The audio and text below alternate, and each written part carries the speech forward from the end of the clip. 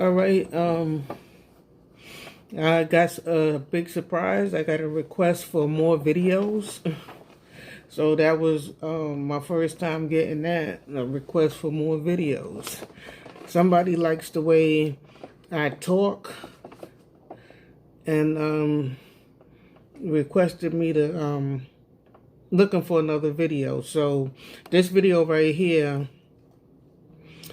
I've been wanting to get to it for a while now, but because it you know, I could relate to it, to Hassan Campbell. I could relate to his situation, being molested as a child by somebody that had money and power and fame. So I have a story that is similar, but I've been watching so many videos from the Ron Savage, from, watching Hassan Campbell, talk about it. He talks about it a lot. Like, I guess that's what got his career on YouTube jumping in the first place, is that he came out and then he wanted to continue to talk to people, and I guess, help those individuals out that's also been molested. So he has like a cause for, continuing on to talk about Afrika, Bambaataa. I understand that some people don't really understand that and criticizing them for it or whatever the situation is. Well, you keep talking about it like, you love the guy or whatever the situation is. And it may be so, the case could be true. Somebody that, been looking out for you and became a bond and a friendship or whatever the situation is. It's a possibility that there's a love-hate relationship there. So let's get into it. What's today? Tuesday, March 24th. I'm in the house from the because it's a lockdown for the coronavirus out there, so I'm staying my ass in the house. So you know what I'm saying? And I don't be out there like that anyway. So this is kind of like a norm to me anyway. I don't run the streets like that. You know what I'm saying? So for all of you people that don't get it, you know what I'm saying? Let me just let you know that or the young people who feel like they got to keep on riding trains. And I even had to tell my daughter, she said, I'm on a train and stuff. I said, what you doing on a train? The nastiest place you could be is a train. Come on. And other people around breathing, and the coronavirus is airborne. So, and it's invisible. You don't see where, if you put your hand on a rail or anything like that, or you touch something, you can't see it. There's no color, no nothing like that. So it's kind of like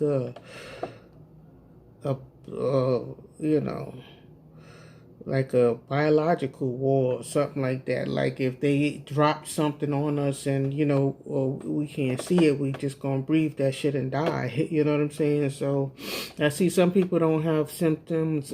Idris Elba, and he looks good. And then I seen others that's like having a hard time breathing and coughing. Some people died and stuff like that. So take it serious, because some years ago, I was studying FEMA. If you go to FEMA.gov, there's a lot of information about, and classes about disasters. And I used to study disasters, so I didn't think it was going to come in the form like this, but I thought maybe weather or something like that, biological. But this is not what this video is about. My next video will be about the coronavirus. This video right here is about Hassan Campbell with the African Bambaataa situation, along with Ronald Savage and Saneda beefing back and forth. Okay, so let's get into it because, you know, I wrote my notes down. I always write my notes down because I'm very forgetful and stuff like that. So I'm not going to be able to just talk straight and off the top of my head and remember, you know, everything that I wrote down. So everything that, you know, happened. And I watched a few videos. This is coming from I watch Hassan Campbell regularly, and I watched a couple of Sonetta's videos. I watch Ronald Savage. I listened to him talk in the interview and stuff like that. So off of that is where I'm drawing my conclusion. I don't have a whole bunch of videos to do about Hassan Campbell. Is this something where clickbait? I'm trying to pick up my views. I'm on those nuts or whatever the situation is. Maybe that too, but I also can relate, and I want to share some of my experience that's like similar and what I understand about this situation. Okay, so here we go. We're gonna go through the pages of notes that I have. So first, did I thank you for requesting more videos from me. For, you know, I have a biggest fan now. You know, he requested more videos, so that was good. So if there's one who said it, then there's probably more. So we're gonna keep going with this vibe, okay? Okay, so the first thing is my thoughts on African Bambaataa molesting young boys, Hassan Campbell and Ronald Savage, and then Sonetta trying to help out, and it backfired on him. It backfired on him because as far as what I see in the 125th Street, I think that's where y'all was at, the video when Hassan Campbell was talking about the whole situation and stuff like that. I seen Sonetta next to like the camera, so I guess maybe that was his setup out there. So at one point in time, y'all was together. Sonetta was the helping hand, and then when it come down to YouTube, it's a bunch of beef back and forth, almost like it could turn into street beef. You know what I'm saying? But I'm hoping y'all just doing this for views and you know to earn money from YouTube or whatever, and going back and forth. That's what I'm hoping. That whole plot and scam, like I'm watching a little movie or something, is going on, you know. But it just seemed a little bit more serious lately. That Hassan Campbell said that he was Sonetta did something to make him want to now go to court and talk to his lawyers and stuff like that. So I think we can move forward from there. Okay, so from the YouTube videos that I've seen and listened to Hassan Campbell and Ronald Savage saying that they went to African Bambaataa's house on their own, it was like a regular hangout. It was like a regular hangout spot for men and boys. Let's stop there. Okay, so Hassan Campbell is from Bronx River, right? And I guess African Bambaataa was throwing parties or whatever the situation is. And somehow, you know, he was a big guy, you know what I'm saying? He was a top guy. So somehow I didn't get when they first met. I didn't really understand that, how, you know, if Hassan Campbell just went up to, you know, maybe he joined the Zulu and then started going to the house and then, you know, chilling with Bambaataa or whatever the situation is, and that may be how it started, just by joining the Zulu Nation. I remember when I was a kid, the Zulu Nation was around, and I think my sister got like one of them chains or something like that. It looked like a shape of Africa or something with red and green or whatever the situation is. I do remember those times, but in my youth, I didn't hang out in Bronx River and stuff like that. So I wasn't, I'm from the Bronx, born and raised in the Bronx, but I wasn't hanging out in Bronx River. So personally, I wasn't hearing about, I knew about Bambaataa from his music, only. Okay, so Bambaata's house was like a regular hangout spot for men and boys. As far as what I get from Hassan, Campbell, and Ronald Savage, y'all knew that, okay? So I'm saying,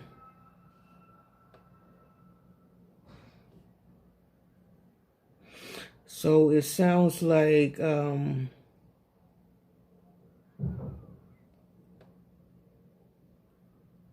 what I get from Hassan Campbell is somewhat of a relationship developed, like a friendship, or like a friendship bond, or a street family loyalty, because you seem to be that type of brother. Like you seem like if you down with somebody, or you up underneath a leadership, you would be like a loyal one. You know what I'm saying? You would be somebody that, you'll hold down the fort or the security.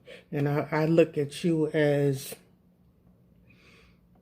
somebody who came into the situation and was dedicated into the Zulu Nation and to Bambaataa, regardless of the sex part that was going on. I'm talking about just being a stand-up guy, you know what I'm saying? I think you're kind of like a stand-up guy, and I think you put your heart into the Zulu Nation as a family. And I think even though the molestation may have been taking place and that been going on, you were still holding down BAM.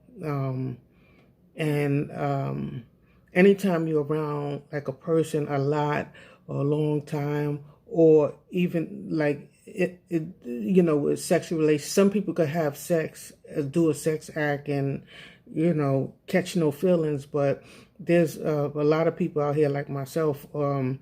I can't have sex with nobody, because I'm gonna catch feelings and stuff like that. You're not just gonna have sex with me and then walk away and I'm gonna be okay and stuff like that. So I protect my heart that way. I try to protect my heart that way, but I still got caught up and jammed up and hurt and love and all of that stuff like that too. So something sex happened there as far as Hassan Campbell was concerned, and I believe it touched his heart. And he also said that Bam was like a father figure and stuff like that, and looking out financially when his mother couldn't, or whatever the situation is, and his father was over on Webster Ave and Webster Projects, where he used to be running looking for his father and stuff like that. So I understand that whole situation. So it was like a friendship or a bond, or like a street family loyalty, security, a dedication to the Zulu Nation,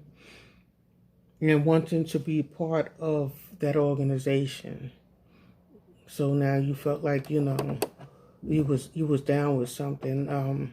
I was in a similar situation, but I was down with the construction organization. It just felt like, mainly when you're young, you can't sit in the house by yourself, or else you think something is wrong with you. If you ain't got no friends, or you're not down, or you can't jump up and go outside, or if you're in the house for the weekend, or whatever the situation is, it makes you feel real awkward. But as we get older, we could chill out in the house, and, it's a blessing, you know what I'm saying, to get a break, you know what I'm saying, and, be isolated away from the world and relax your mind and stuff like that. But as a youth, you want to get down with like an organization or something like that. And being that Zulu Nation was a music organization, the Bloods and the Crips and all that stuff started getting heavy, but that pretty much was like a California gang and stuff like that. So, until it got really heavy. And like kids now, they go outside and it's almost like they have to join,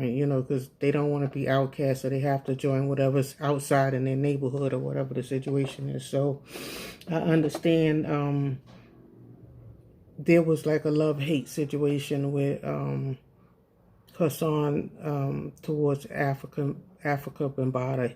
He loved the man, and then he also, now that he's older and can reflect on the totality of what Bam did to him or what was happening and stuff like that. Now that he got a wife and kids and stuff like that, and may have, he came out and trying to, clear up the situation and having like a difficult time with it or whatever the situation is. Like, I don't know. I guess we're just gonna move on because it's I don't know. There's probably a lot of men hiding because they don't want to explain nothing like that to their wife, and you tell your wife that and stuff like that, and then she may forever throw that back in your face when you argue or something like that or whatever the situation. You're a faggot, or you got whatever the situation is, or you was in a relationship with another man or something like that, and niggas don't want that. You know what I'm saying?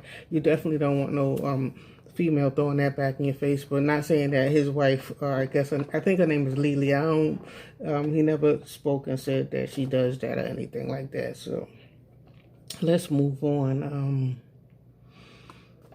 Okay, because y'all kept going back and forth to his house, it tells me Afrika Bambaataa had something y'all needed or wanted that you couldn't get from your own family, like money, power, respect,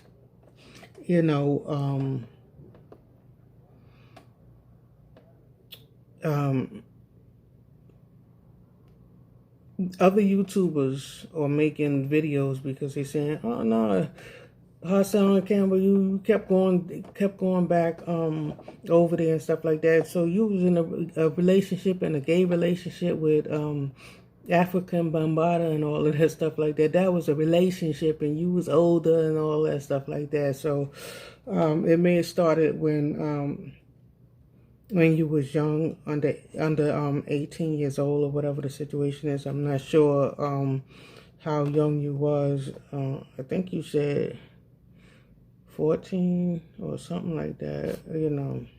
I'm not sure. Don't quote me on that. And then Ronald Savage said in one of the videos that I recently looked at it, but I think it's an older video. He said he skipped school one day, and then Afrika Bambaataa paid for a cab for him to come over to his house. Okay, so because he didn't want to go to school,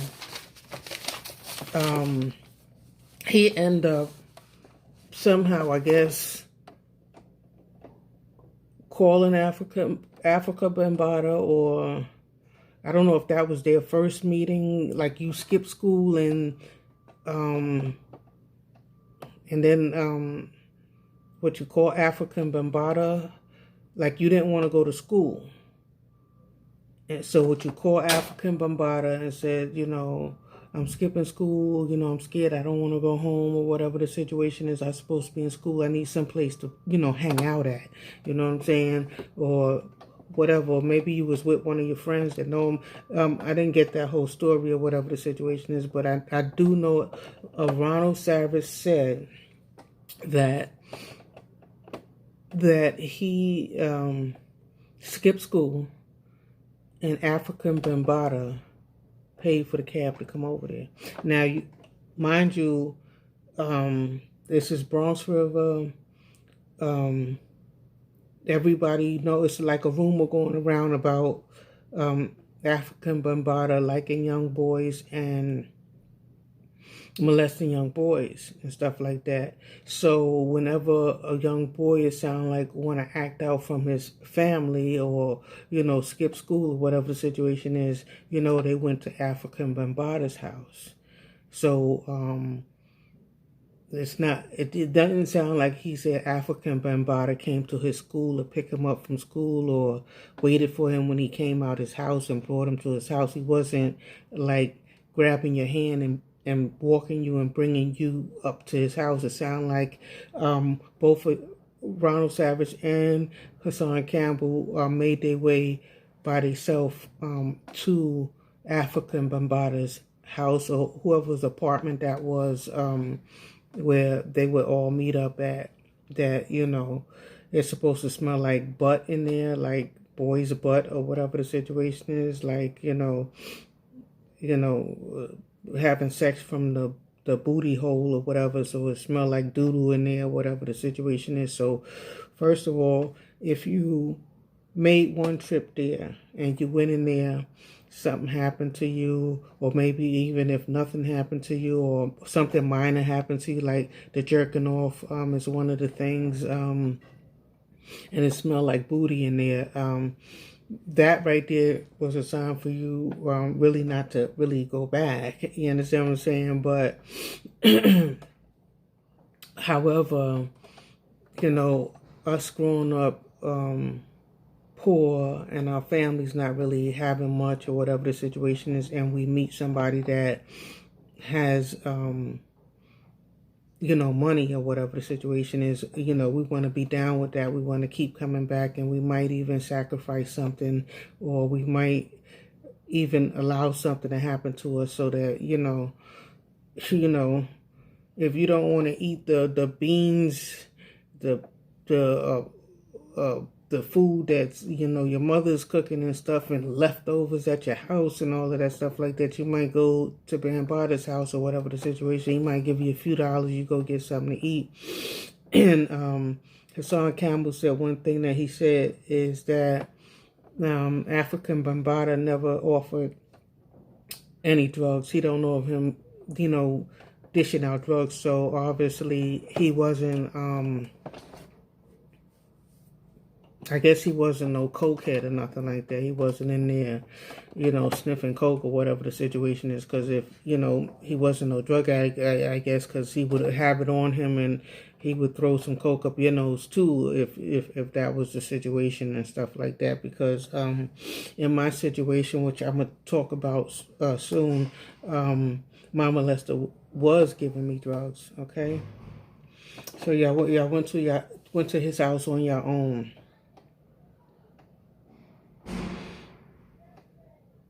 So I said either something was wrong at home for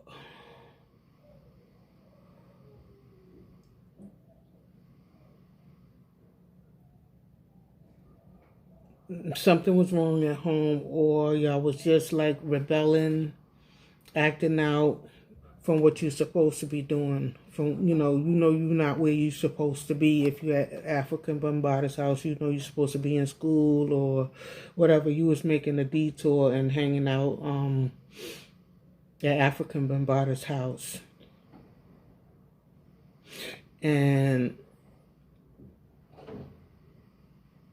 But that doesn't make it right that he was molesting young boys, even though you have, yourself to blame, you know what I'm saying? You was part of the problem, acting out and going to his house, you know what I'm saying? But that still doesn't make it right. It still doesn't make it legal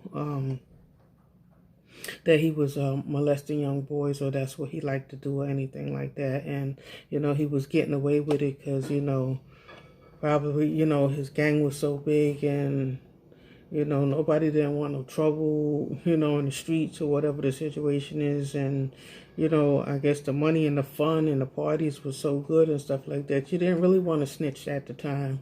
You just wanted to keep partying and you wanted to keep hanging out and stuff like that. And you wanted to be in the mix and, as many as names as Hassan Campbell called in his videos, it's a lot of names, and he remember a lot of names. Is something particular I noticed, because I'm short with memory, and shit, I don't remember my own friend's name. I might remember 3 of them. You know what I'm saying? But with Hassan Campbell, he's been calling like about 20 names or 25 different dudes' names that was down and around and knew what was going on. Some was older and some was his age and stuff like that, but he definitely knows everybody's names and stuff like that. So he was definitely around there. He was definitely in the mix. Okay. So from the story, because I was child molested too when I was a kid. And this is something that I thought that, just happened mostly to girls, you know what I'm saying? Because they got vaginas and, there's always a uncle or dirty uncle or something, and, you get left in the house with him or something like that, and he molests you. And I just always thought that that was something that the girls go through, and then the boys just be outside running and having a ball and kicking the ball and playing basketball, and I didn't really think that it happened to them as much. But from y'all's stories, it's making me realize that it happens regular. It happens on the regular. You know what I'm saying? So now I relate to this situation because I myself was molested by a man close to my family as far back as I can remember. So I had a man around me that molested me. And he was around my family from, like, my mother died when I was 3. And so that was traumatizing coming up. But from very early on, from what I can remember, he was around. This guy was my sister's friend and my older sister's friend and her partner in business,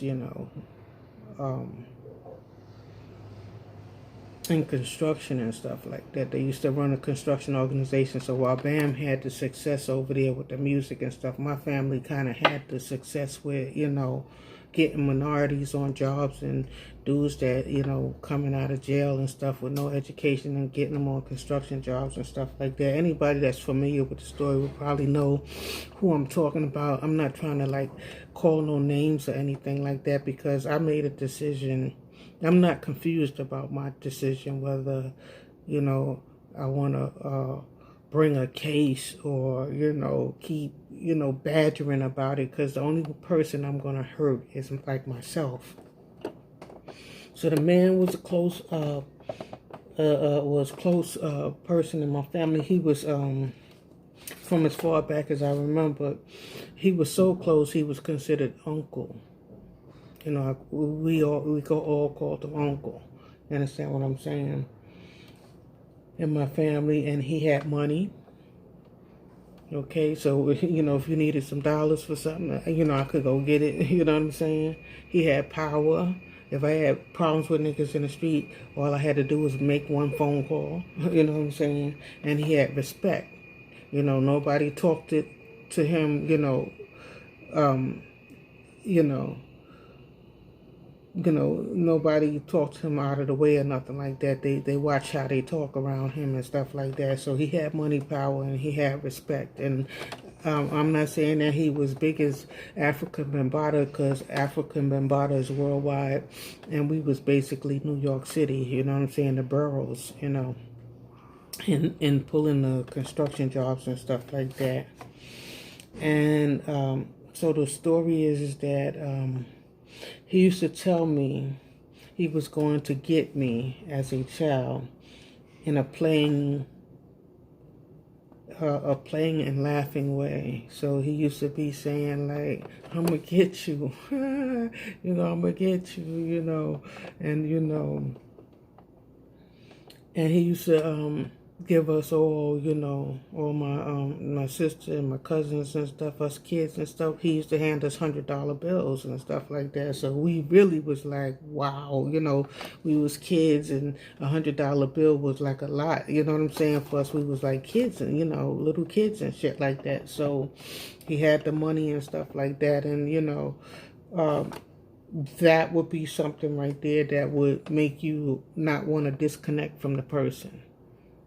You could, you're able to go get some money from them. You might want to, go get something to eat, or you might want to get a new pair of sneakers, or, you're young, you want to get a new outfit, you want to go shopping and all of that stuff like that. So, the way it first started with me was, he showed like an attraction. Like there was other little girls around, but me in particular, it was like, I'm gonna get you, you know what I'm saying? But what my case is that like my mother died when I was 3 years old. I talked about this in another Star Burn video.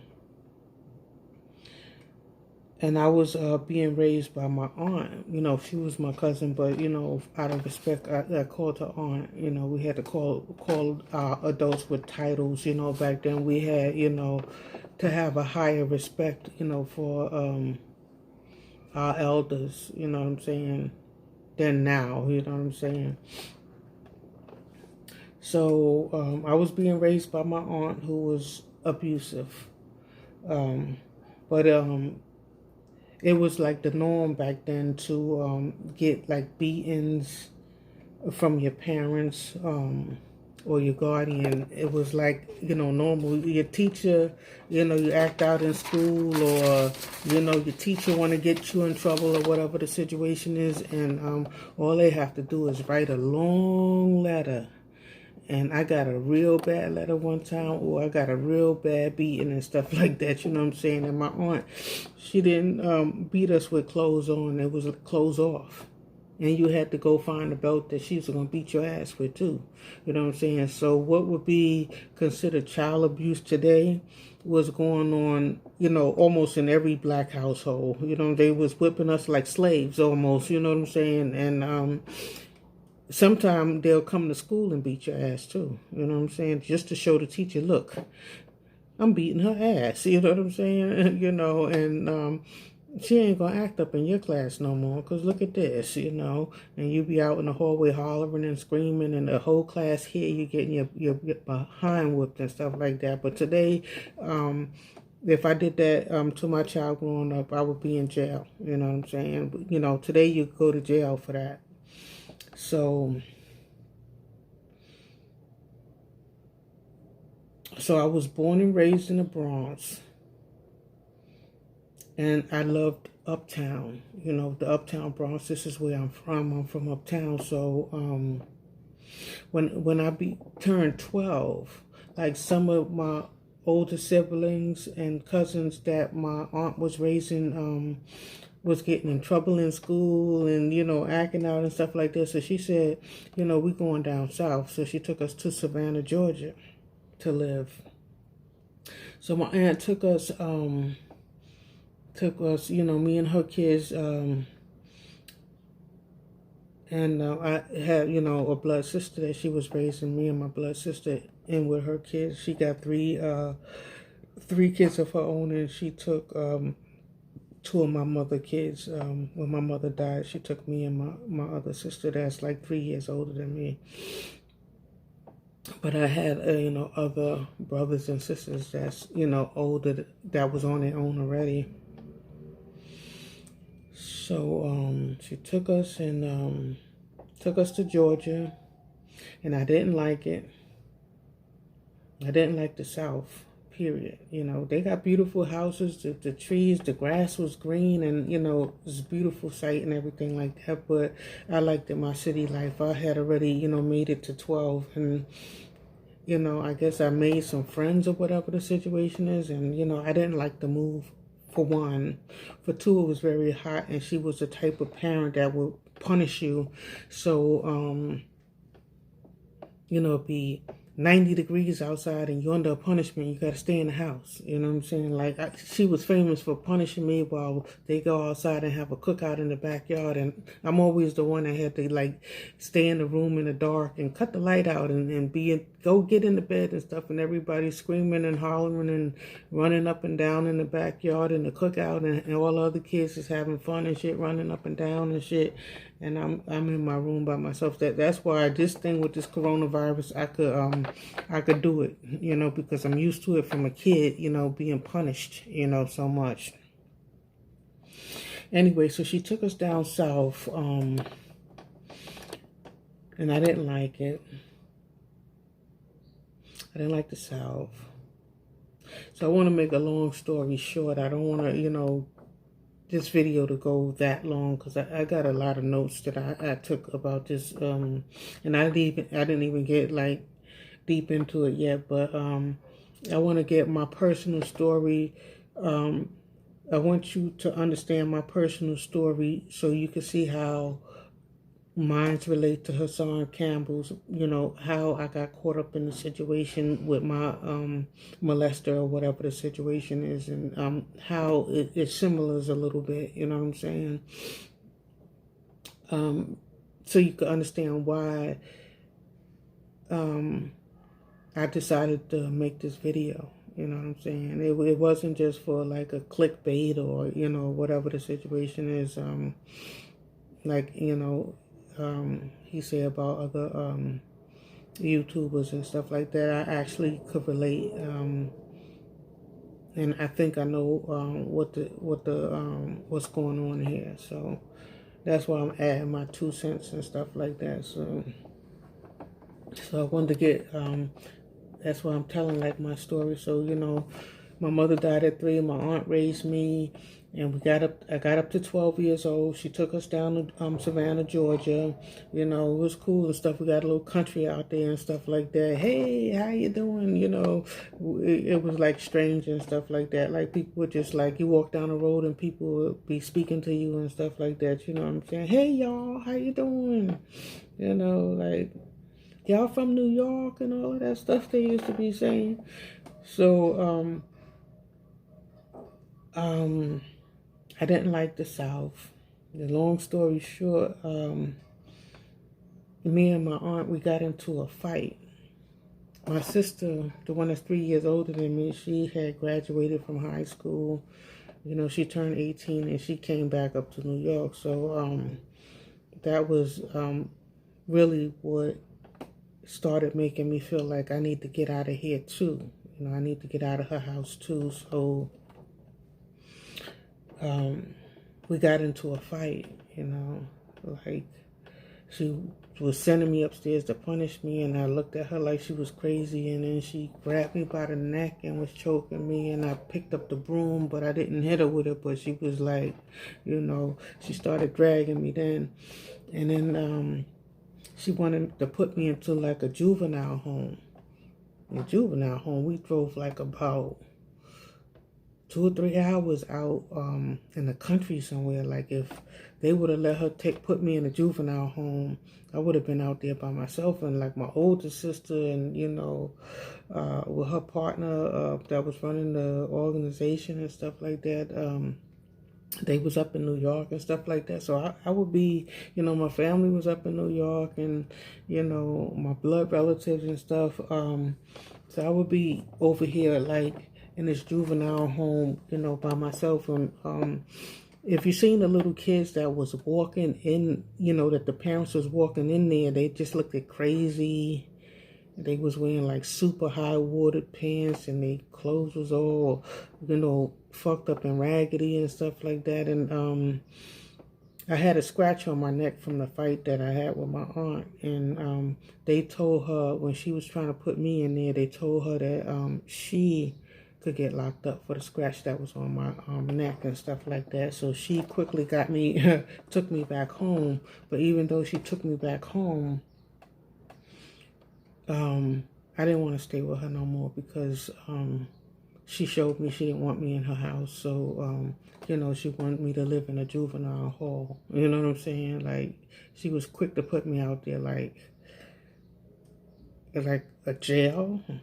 And they say, she's not a runaway. She's not a fit child for juvenile. So they didn't accept me. So I called up to New York to my older sister in New York, and she paid for the flight. She paid for a flight from New York. She paid for the flight. She told me, I paid for a flight for you. All you have to do is catch the flight, try to get to the airport and get on that flight. I'm running away from home, but where I'm running to is New York, from Georgia to New York. So the way that the means of transportation was going to be an airplane. You know what I'm saying? So I had to get to the airport and stuff like that. So I had a little boyfriend with a car with a 2-seater, because down south, at young ages, they drive early and stuff like that. So if I was, at that time, I was 14. We went down there when I was 12, been down there for 2 years, miserable. And then, so I made it to like 14. My older sister turned 18. That's 3 years older than me. And she came back up to New York. So I felt alone. So the older sister paid for the flight. And I got my little boyfriend to get me to the airport. I caught my flight and I came up to New York. And so that's how I ran away from home. I got on the plane. Okay.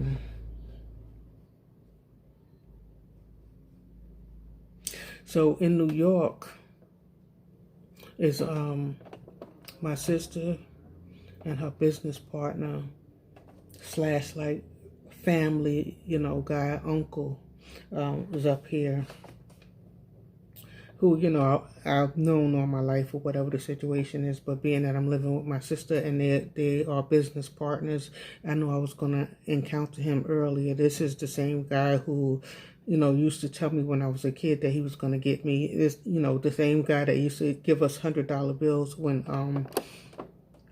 I was younger, okay? I just don't want to say his name, so keep saying this guy, okay? So now I had to be around him more often. So he had the business, like where the money was coming in, and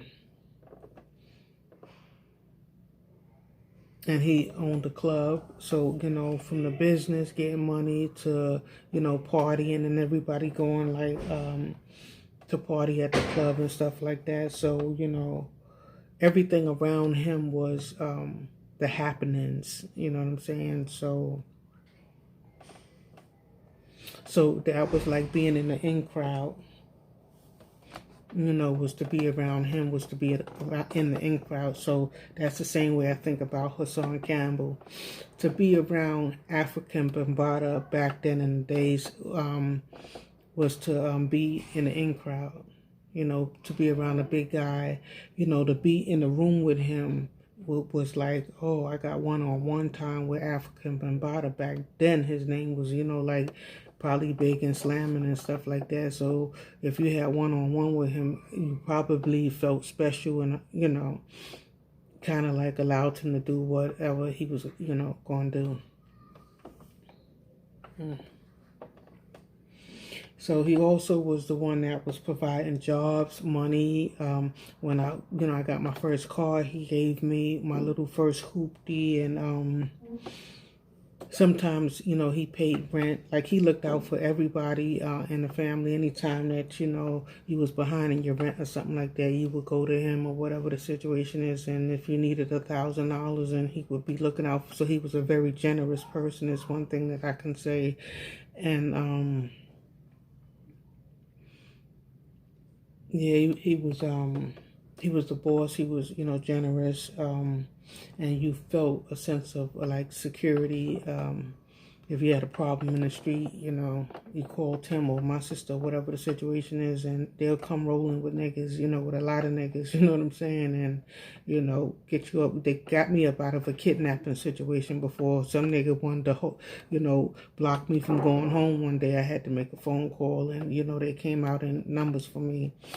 So, that was good. That's why that was something that I couldn't disconnect from, It was my money, it was my safety and security and stuff like that,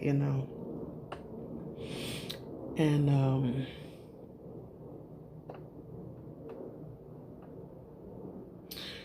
as I started getting older and stuff like that, because these guys is big guys with money, a lot of people want to get next to you when you got money. So it was like when I got older and got my apartments and stuff like that. This is why I say it lingers past your youth. It could linger into past 18, because I got my first apartment when I was 17, and he used to come knocking on my door, and I really didn't want him in my house or whatever the situation is, but I used to like open the door because he was gonna have some get high, or throw me a couple of dollars that I probably needed, or whatever the situation is. And he used to hang around and sniff coke, and be laying around, or whatever the situation is. And so I understand why the thing lingered on with Hassan, Campbell, with Afrika and Bambaataa, because it becomes like a friendship, and they make you feel like you the one that they trust to be around and stuff like that, like they don't trust everybody else. It's very limited amount of people that like they trust and stuff like that. So that start making you feel special, like he gotta come to my house because he's paranoid and stuff, from being around other people, because he think that other people is out to get him and or hurt him, or whatever the situation is. But when he come to my house, he feel comfortable, whatever the situation is. He don't feel like, he's looking over his shoulders, or like I'm gonna rob him or anything like that. So it becomes like a trusted, you become like best friends and a trusted person.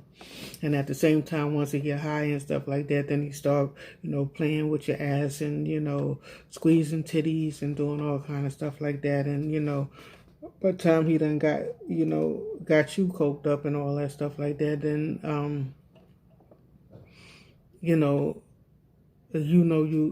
I knew I was in the wrong, I wasn't supposed to be doing all that. So, I'm guilty and he's guilty. So it's almost like we both doing something wrong. I'm sitting here getting high with him, and he's sitting here, touching on me and, trying to get me in a sexual mood, and drinking and drugging and stuff like that. And that's how he was able to be successful with me.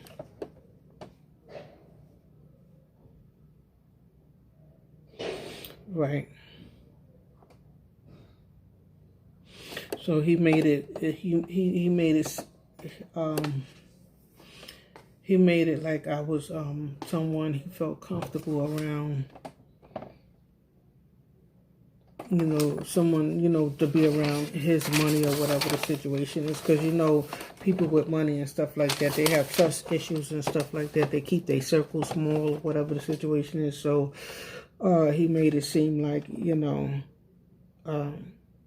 was happy, like I was one of the only, people that understood him and stuff like that. So that's how I was, sucked into like a friendship, like a best friendship or something like that. And I think Hassan Campbell was sucked into that same situation too. So that's how I got caught up. I was like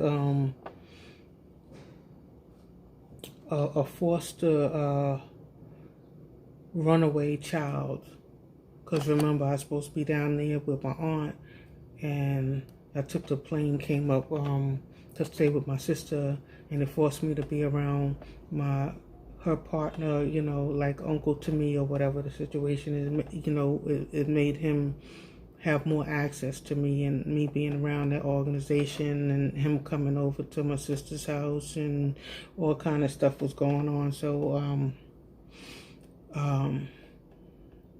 it's not like I could have left my aunt and went to my mother's house when my mother's passed away, because anywhere that anybody could go to or run to, you could always run back to your mother. You know what I'm saying? Your mother always have that open door for you or whatever the situation is. But since what I'm trying to explain is, since my mother passed away when I was young and stuff like that, it's sort of almost like I was out there. You know what I'm saying?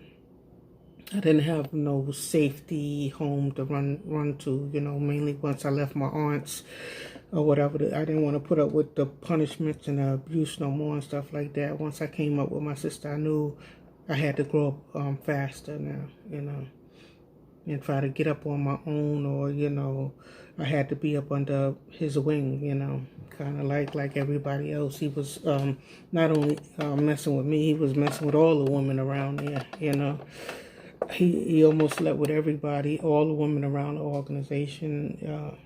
So it wasn't just me.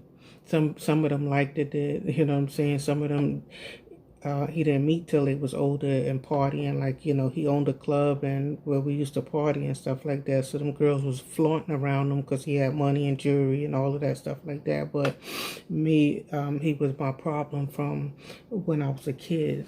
And I really didn't care for it because I'm not straight, I'm gay. So, and I always knew I was a gay from like when I was 5 years old. I wasn't really into boys and stuff like that. So I knew I was going to grow up to be gay for women and stuff like that. So he was getting something that it wasn't going to be out there for men. You know what I'm saying? He was getting he was breaking a virgin that probably would have been forever a virgin. You understand what I'm saying? Because I wasn't into men and stuff like that. And I knew that from a very early age. That's why, some people say, oh, you can't be born gay. That's like a choice. I do think that either I was born that way or my mother died when I was 3. Something might have happened early on, and it just didn't, I just didn't want to be penetrated, I didn't want to be dealing with no men. And as I got older, every woman, or every girl that has a boyfriend or whatever, he be fighting with her and stuff like that. So I didn't grow up with, even in my aunt's house, we didn't grow up with no man like beating us. She used to beat us, but I don't want to be fighting with no nigga in no house. Like, when I come in my house and I close my door and stuff like that, I want to feel safe. I don't want to feel like, oh, I'm living with my man and we have a disagreement and he's going to kick my ass now. He definitely going to kick my ass because, I can't beat him. I'm the woman not stronger than the man. You know what I'm saying? So, it's a few things that turn me off. You know what I'm saying? Like, but I knew early on that I was gay. So, believe it or not, for all these girls that's Instagram, like, models and stuff that's trying to pick up a man or whatever the situation is, all you really have to do is dress like a dyke and act like a dyke, because them niggas be more after the girls that's like dykes that don't want them. That's more of a challenge to get than the girls that she's right there flirting with you. You know what I'm saying? Why you want me? That's what I couldn't understand about my situation. Why you want me? I was like 120 pounds, like 110 pounds when I was 18. When I was young, I was like real skinny. Now I'm fat. And since this corona thing, I've been eating a lot this week. So I might have put on an extra 10 pounds. But when I was younger, I was real skinny. So why would you want me that's kind of like shying away from you? And you got these big butt girls and big titty girls and grown women that's, highly sexual flirting at you, but you're coming at me. You know what I'm saying? So I really didn't understand that and stuff like that. So for the women that's trying to get men, all you have to do is act like a dyke and dress like a dyke, and they're going to be looking at you, trying to break you out of that and all of that stuff like that. And you could catch a man like that, you know. But moving right along, I knew this was going to be a long video, so y'all got to bear with me because I'm long-winded. There's a lot to this situation. I've been watching a lot of videos and stuff like that. So where we left off, so it was the protection that I was around, the money, power, the respect, and all of that stuff. I was like under his wing. So I understand how young boys got caught up with Afrika Bambaataa's money and his power because he had what y'all needed. But it doesn't make it right.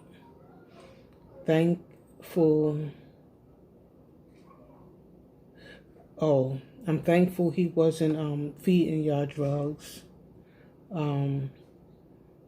But Hassan said he would give y'all money to get y'all own. So in one of the videos, Hassan was saying, yeah, Afrika Bambaataa, he never gave me drugs and stuff like that. That's one thing I could say about him. He never gave me drugs and stuff like that. But he would give you money. So if you wanted to take your money that he gave you and go buy drugs, then you could do it. But he wasn't going to give it to you out of his hand. So I respect that. Maybe he wasn't on drugs himself, or maybe that was one of the things that maybe he was against, or whatever the situation is.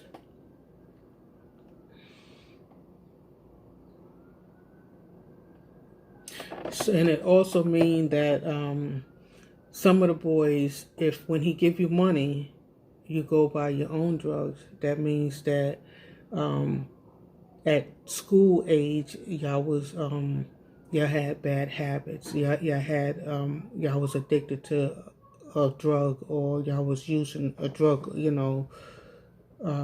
for fun or whatever the situation. And back in those days, it was the cocaine and it was the crack era. So either y'all was going to get your own cocaine, or y'all was going to get your own crack, or you was going to buy beer, or you was going to get some liquor, or whatever the situation is. And of course you probably was going to get some food, or whatever the situation was,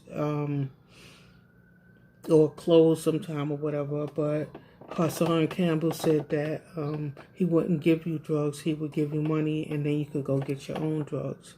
So that means that y'all was going up there so that y'all could get money and go get high.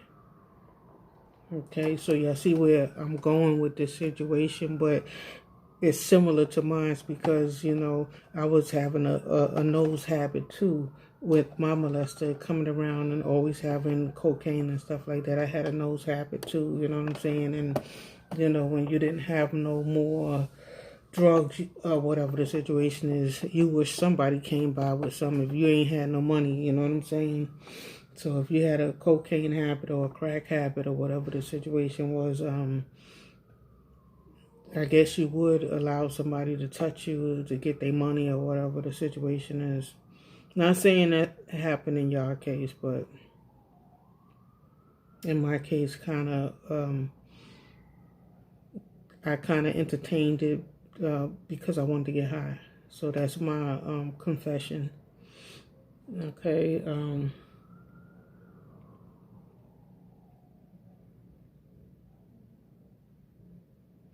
Yeah, back in the cocaine and the crack era, people found themselves doing strange things for money back then.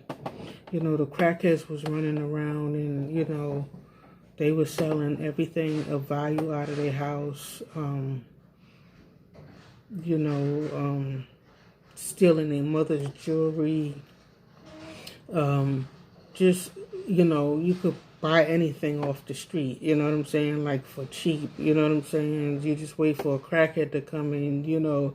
If he has something good, he might have a VCR or a TV, you know, a whole TV or some shit like that, you know, for $5 or $10 and shit like that, you know what I'm saying. So that was a drug era. That was a heavy drug era, definitely. So if some of the boys was like skipping school, hanging out at Bam's house, Bam wouldn't give them drugs, but he would give them money and they could go get their own drugs. They might come back up in the house and, you know, may not do it around Bam, or sniff, you know, sneak and do it or whatever the situation, and drink or whatever, and be grown before they, you know, being grown before your time.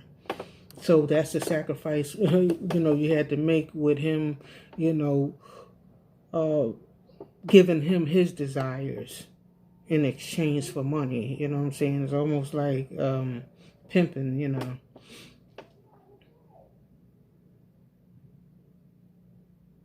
Okay, so the question is, so do you file a case? So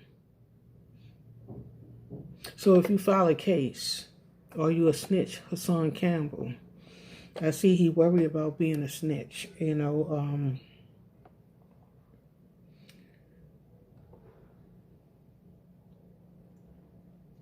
Is you a snitch if you file a case against and go tell a judge, the courts, you know, get a lawyer up like you said you're going to do? I don't know if you did do it or not. Is you a snitch?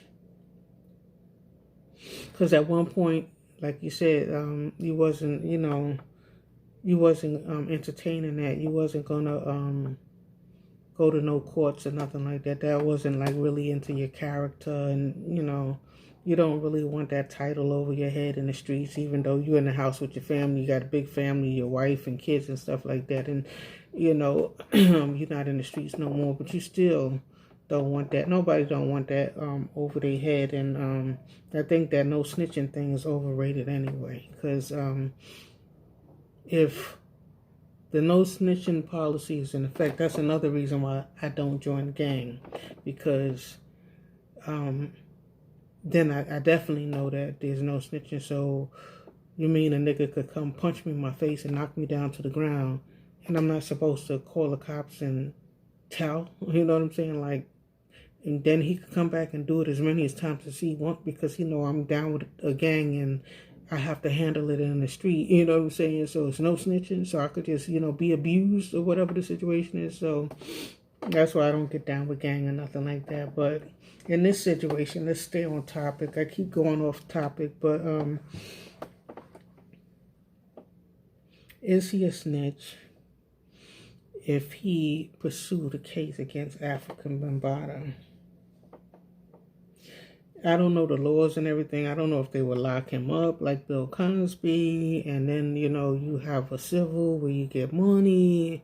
Is it the money that you're after? Because you're already making money off of YouTube videos just talking about the man.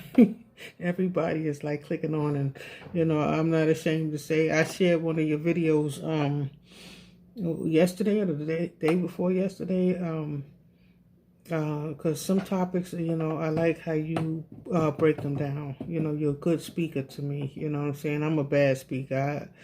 I'm long-winded. You know what I'm saying? I don't, you know, I don't sum the situation up real good and quick and stuff like that. But that one that you did about jealousy, be careful of your circle. They might hurt you. That situation, because you picked on a topic that affected me, that I experienced with. I shared that video to my Facebook page. So is you a snitch? If you tell on Afrika Bambaataa,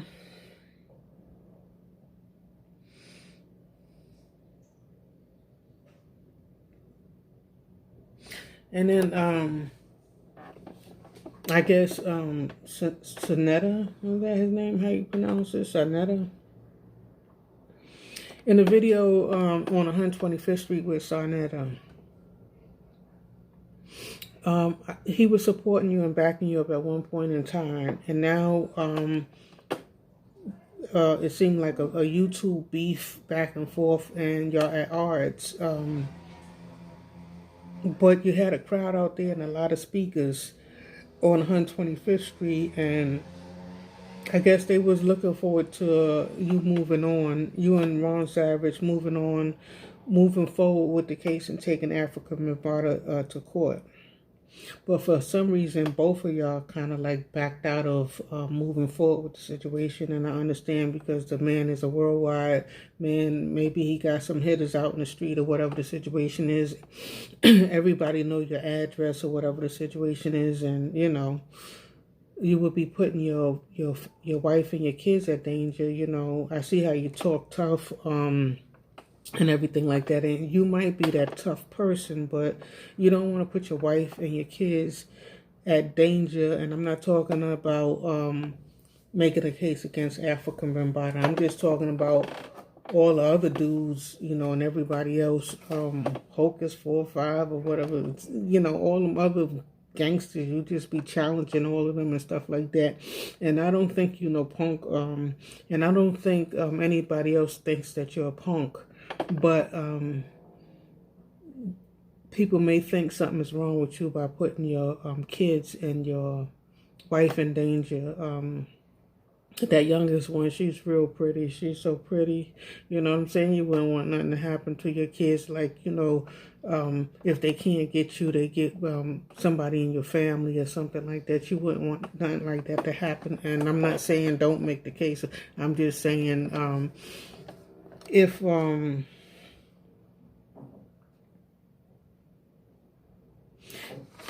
know, if you're gonna do it, you know, go ahead and do it. Don't make other trouble with other niggas in the street. If your thing is aimed at Afrika Bambaataa, I know all these other guys was around. You probably have people calling you and everything. I don't know the extent of your backup and your support. You know what I'm saying? You know, you probably got your people. I don't doubt that or whatever the situation is. But if you're gonna do it, I wouldn't look at you as no snitch.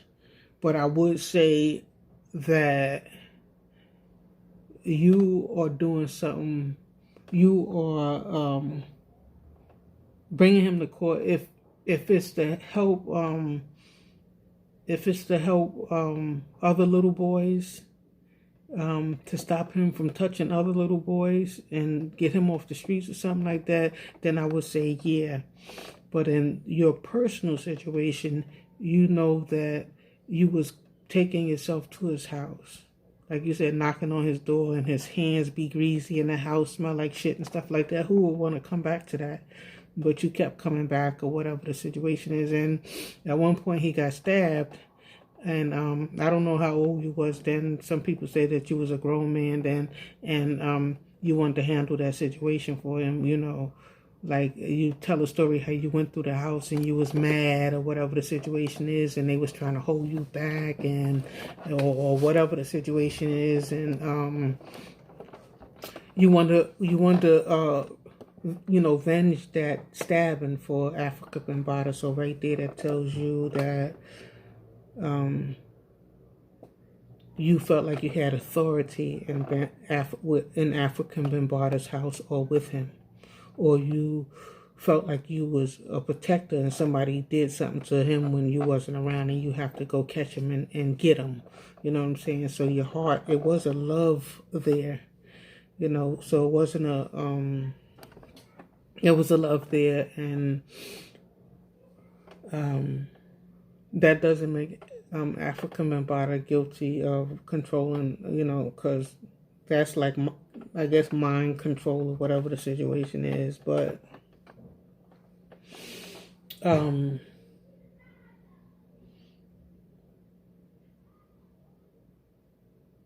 you was going over there on your own 2 feet and knocking on that door. You know what I'm saying? And I know you say you was young, but even from very early on, you know, like I knew right from wrong, and I knew that, you know, my molester, he shouldn't have been telling me, I'm gonna get you, and when he did that, I should have told somebody I felt like uncomfortable. he made me feel uncomfortable. I think he's going to do something to me or whatever the situation is. But I didn't want to be having no police break up what my family had going on. You know what I'm saying? Like, if I would have got him locked up, then all the money would have stopped. The organization would have fell down, and the backup would have been gone, and the club hanging out would have been gone. Anytime I needed money, that would have been gone.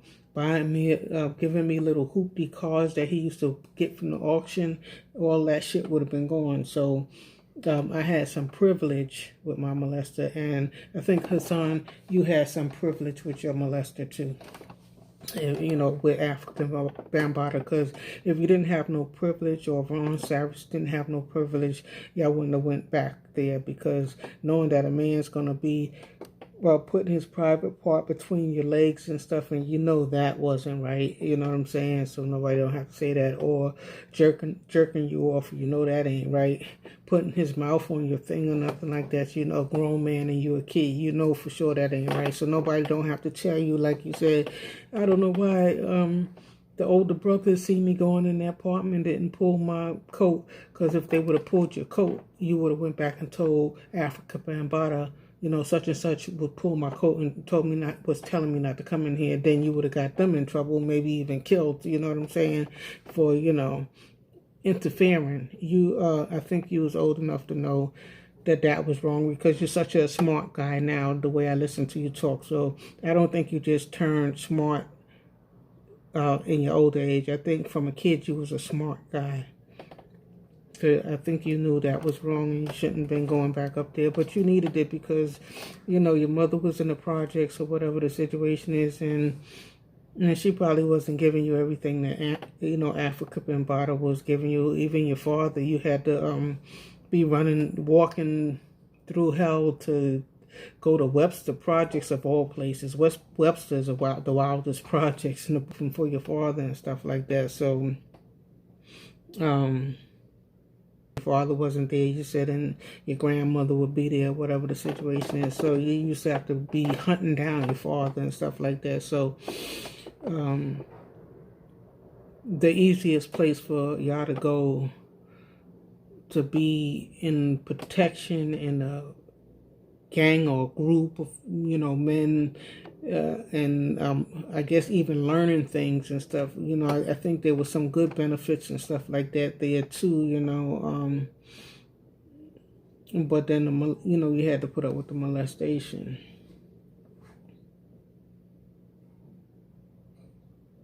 So let me try to wrap this up a little bit. So for Hassan Campbell, you've become famous on YouTube and make money off the story already.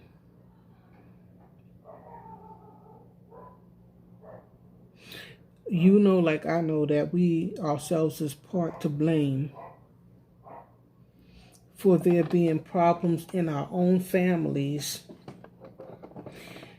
and needed someone with money and power to protect us, or have someone to go to if you needed money or something like that. You know what I'm saying? So with me, I don't know about you, but with me, I feel like I'm part of the blame. You know what I'm saying? Because I could have, once I reached 18 or whatever the situation is, I could have just went to school, found a college, went away from the whole situation and went on campus to a college or whatever and got financial aid.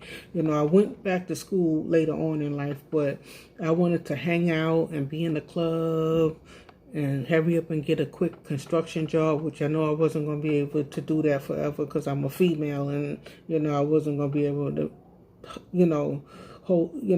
do that labor work like that forever. I went into the carpentry field, but I really didn't care for, standing around on those construction jobs anyway. I knew that I needed an education, and the guys on the construction job sites used to tell me, you should be in school now, And I knew that they was right, but I just wanted to get the money, hang out, be in the clubs, be getting high, running the streets and stuff like that. So I know that I'm part to blame. You know what I'm saying? If I ran out of cocaine, drugs, or whatever the situation is, or I wanted a bottle or whatever the situation, my molester, he had, money, and he used to always be after me, he was attracted to me, you know what I'm saying? So it wasn't hard to reach him or whatever the situation. He was always like tangible if I needed something. So that's our guilt inside of us. And I think you got something like that too, Hassan. And I think Ron Savage too. Even though he disappeared, where is he? Even though he somewhere disappeared or whatever the situation is, I think that he was going there for a reason too. Like he said, he skipped school. You skip school to go to Bam, and Bam paid for a cab and all of that stuff like that. So you're a kid, somebody paying for a cab, you taking that car joyride and shit to Bam's house or whatever the situation is and stuff like that. So you probably was chilling until he put you in that bed and he was like, I gotta put up with this,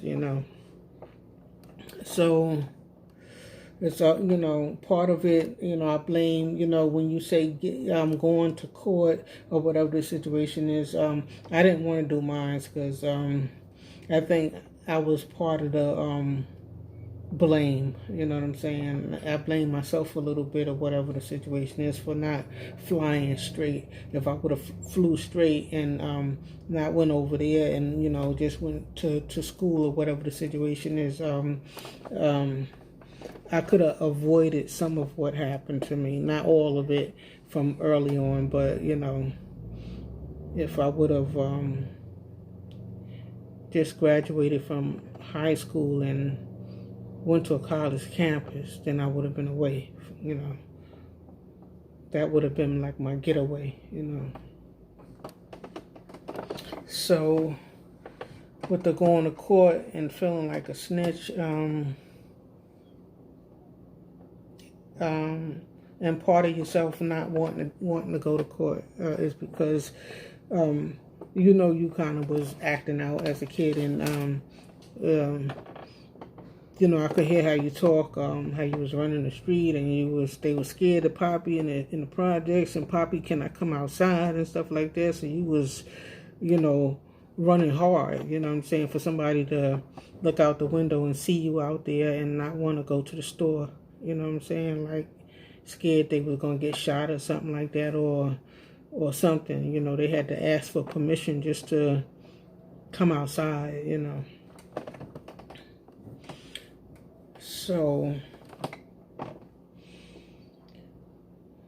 for the power to protection and to have someone to go to when you need some money, and so that's why myself I didn't go to the law or to the courts, because even though I was young, I was old enough to know better than to keep coming around this person. Mainly when I got older, I knew that I should have made my exit. I know I should have went someplace else. So I know that I'm part to blame.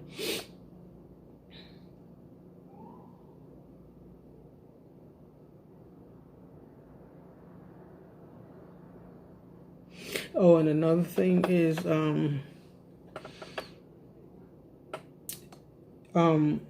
it was a known thing in the area of Bronx River, according to Hassan Campbell, that Afrika Bambaataa liked the young boys, and he was molesting them. Okay, so right there is where I say the way Ron Savage, he said he skipped school. But it started to sound like he skipped school with the knowledge that he can go chill out at Afrika Bambaataa's house because Afrika Bambaataa liked boys. You know what I'm saying? So he knew he wouldn't be turned away. He knew he would be welcome. You understand what I'm saying? So it's like, we know he got an attraction to us, so we could go up there and he will welcome us and open the door and let us in. You know what I'm saying? Like little girls, I guess it probably wasn't too many little girls in there. Or, I never heard Hassan Campbell say anything about any little girls being in there. So for the little girls, it wouldn't benefit them to try to go over there to Afrika Bambaataa's house and get anything. He was a prize for young boys, any young boys that wanted to come. So the buzz was around in the neighborhood. Nobody didn't want to say anything because he was a man in power. And, you could get hurt or you could get your family hurt or whatever the situation is and stuff like that. He got a big organization, and he's not just in New York. He's kind of like worldwide and stuff like that. That Zulu Nation and stuff like that. So that would scare you. And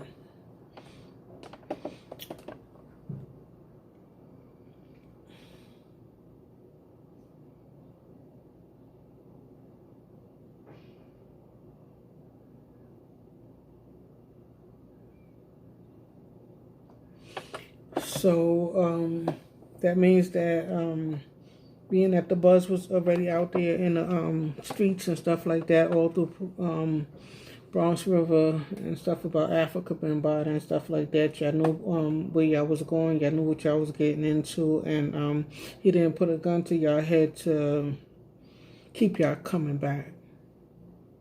I didn't hear Hassan Campbell say that Afrika Bambaataa sent for him or anything like that. He didn't send no guy or anything like that. Like, go to Hassan Campbell's house.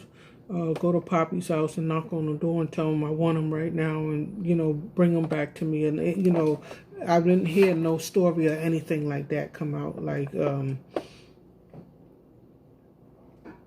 like he was chasing y'all down. It sounded like boys was coming to him because the word on the street was that you could go to his house, that he liked boys.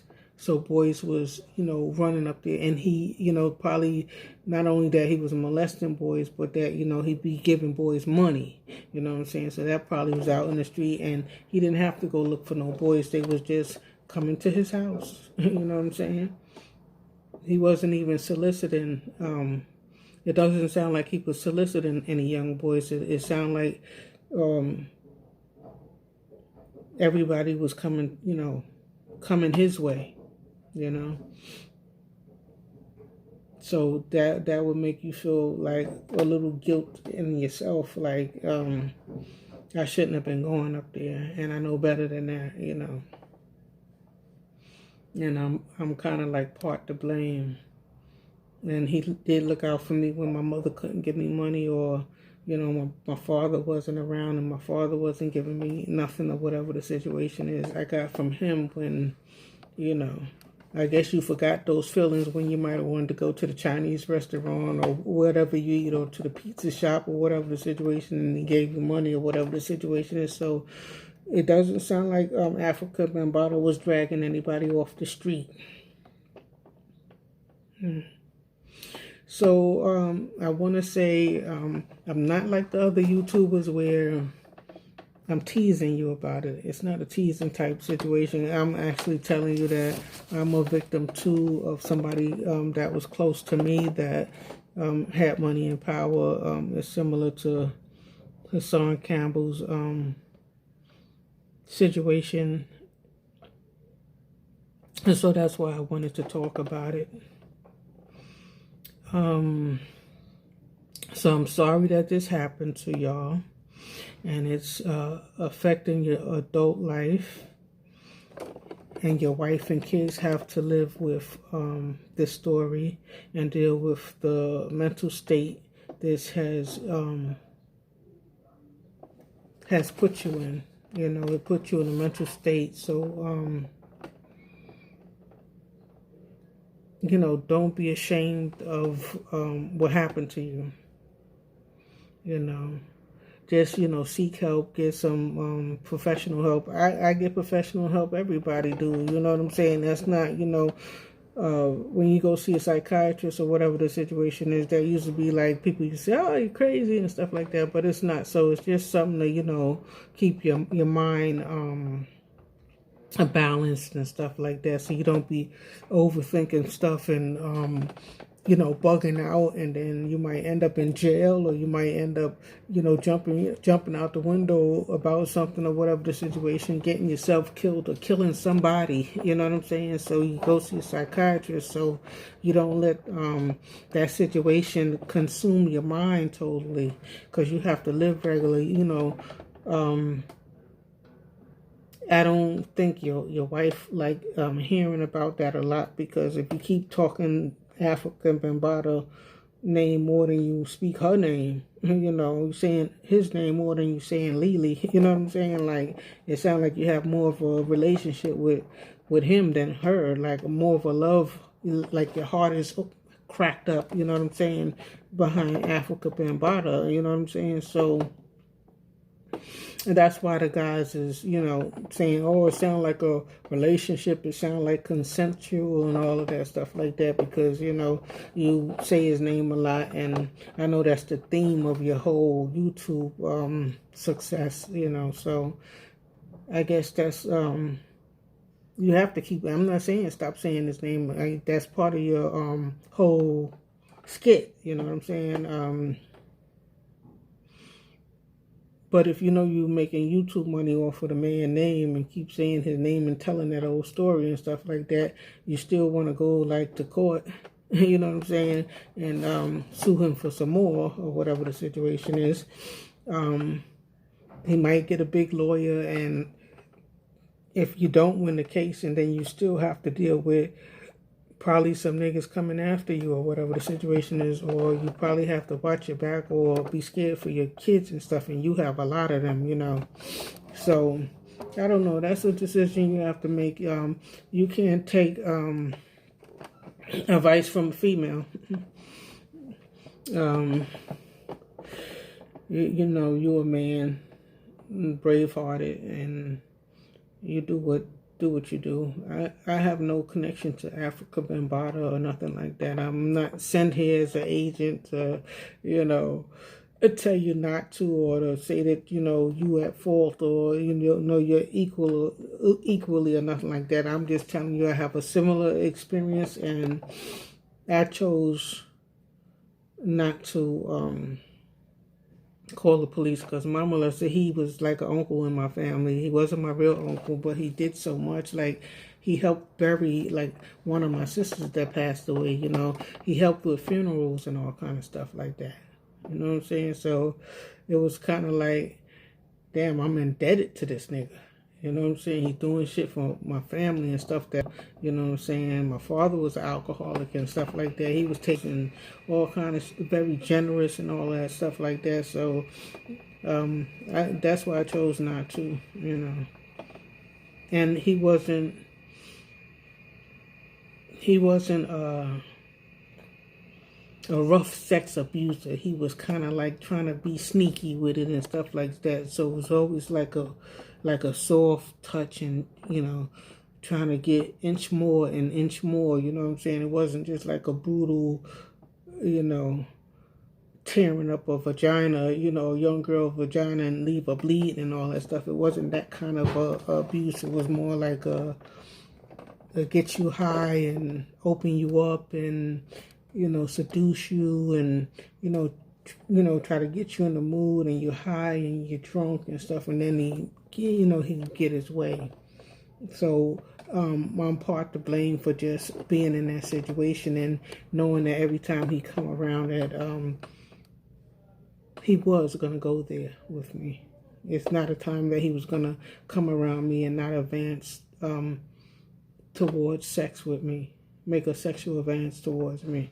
And I think the same thing with Ron Savage and Hassan Campbell is no time you're going to go up to Afrika and Bambaataa's house if he's a child molester and he likes boys and stuff and he likes you and he's not going to make an advance. You know when you go up there, I guess you're going to have the fun that you want to have, hanging around the other guys and having protection and getting a few dollars and stuff, but then you're going to also have to sacrifice your ass, basically.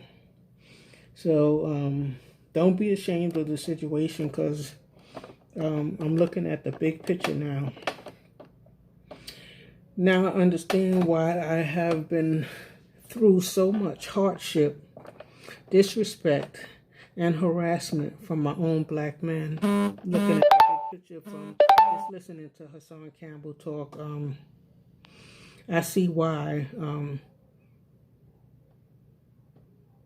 the black men, they kind of like disrespect their women and stuff like that, because they got some stuff going on that a lot of them is not even talking about. Hassan Campbell is, you're one in a million. You're like one in a million, you know what I'm saying, to come out like that and stuff like that and be speaking out like that. You're a rare breed. So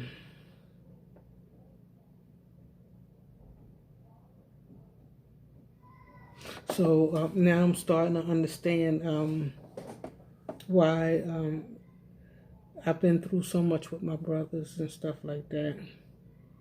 It's because they've been through shit they're not even telling nobody, but they're acting out on it. You know what I'm saying? Like Hassan Campbell is talking about it, but other niggas been through it. But instead of, talking about it, going to psychiatrists and stuff like that, they out here, gang banging and in front of the building, and the woman and the kids are scared to go outside and go to the store and stuff like that. All of that is coming from shit like this. You know what I'm saying? They might have been touched as a child and they want to stand outside and act like they all hard and everything like that. They have something inside of them and stuff like that is making them do foul shit. You know what I'm saying? If you a strong back man, you shouldn't be standing in front of no project building, in front of no grocery store, nothing like that. You are able to work. There's handicapped people that work. You understand what I'm saying? If you're you don't have no disability or nothing like that, and you got a strong backbone, it's no way in the world a bunch of niggas should be standing in front of the building like selling drugs.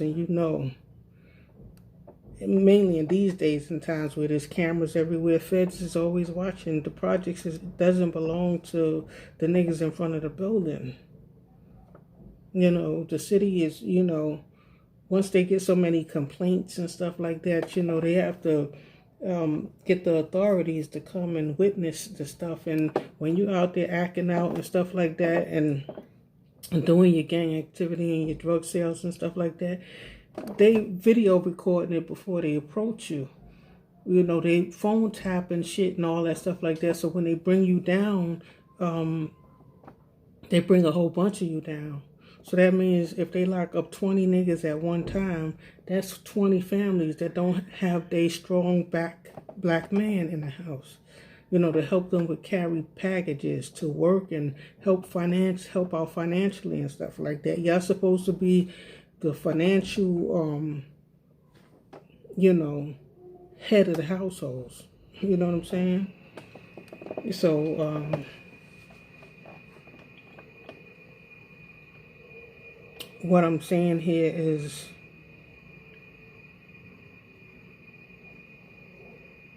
me being older now, and me listening to Ron Savage and Hassan Campbell and learning about the Zulu Nation, which a lot of black boys, young boys was a part of.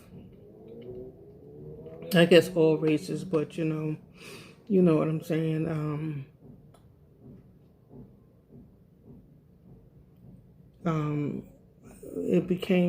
That became like a problem in the streets and a problem in the household and stuff like that. You know what I'm saying? I think that contributed to it. So I want Hassan and Ronald, I want y'all to be proud of yourselves for speaking out and getting it off your chest. You know what I'm saying? Because forget what all them other YouTubers be talking about and everything like that. You know, if you bottle it up inside of you and stuff, that thing gonna kill you and stress you out and stuff like that. So I am proud that